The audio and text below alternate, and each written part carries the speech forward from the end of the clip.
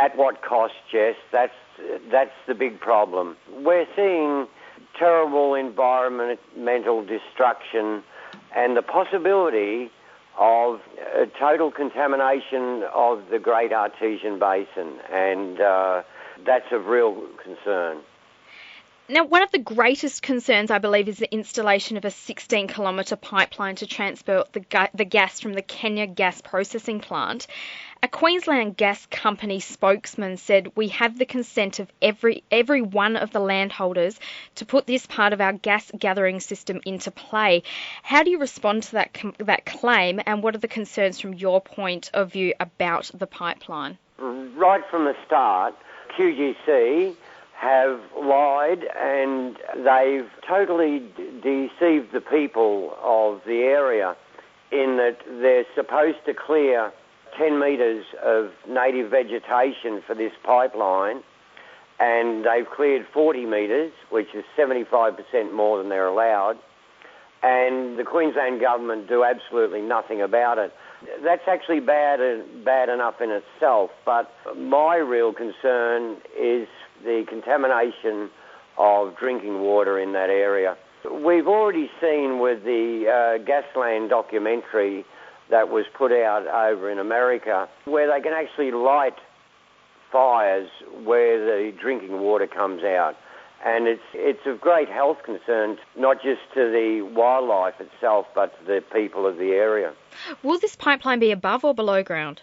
This pipeline is under the ground, Jess, but there is areas where methane gas is leaking out through the ground around the wells, and this has been shown quite well by the recent Four Corners program. You mentioned there that the gas was leaking and there was also that the drinking water wasn't safe, but government has assured the people that this mining practice is safe and that the industry has met thousands of environmental conditions. How do you respond to that? And have there been mandatory environmental impact studies performed in the area? Yes, there is environmental regulations governing this project, but the Queensland government are actually not monitoring those regulations. How can you be allowed to clear 10 metres when you're clearing 40 metres? If the average Australian did that, they would finish up in jail. Some of these chemicals they're using in this fracking process have already been banned in other countries overseas. Our government has no credibility whatsoever. They've given the coal seam gas company, they've just put a rubber stamp on it. Go for it, guys. Do what you like. Who cares? Certainly the Queensland government doesn't care.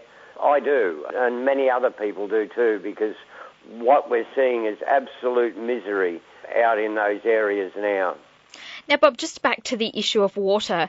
Water is a primary byproduct of a CSG development. What are the issues with water in mining like this, and what impacts do you see it having overall on the Artesian Basin? Well, we've already seen areas where there's gas leaking out of the ground, and that means that there's also gas under the ground leaking into our underground water supplies. If these toxic chemicals get into the Great Artesian Basin, scientific research shows that it will take 1,000 years to clear that up.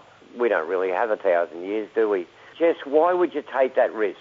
Why would you risk, the greatest underground water supply that we have in this country to be contaminated? It just doesn't make sense.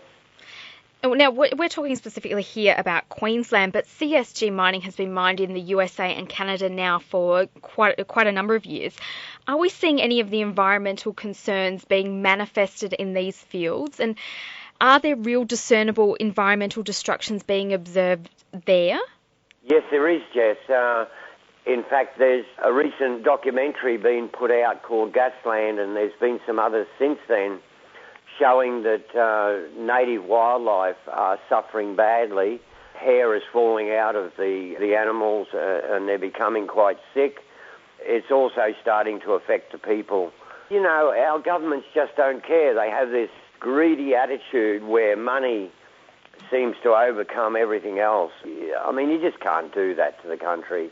We've even seen areas here now, and they're only early in this stage, where they're absolutely destroying Aboriginal heritage sites. They just go straight through them. They don't care.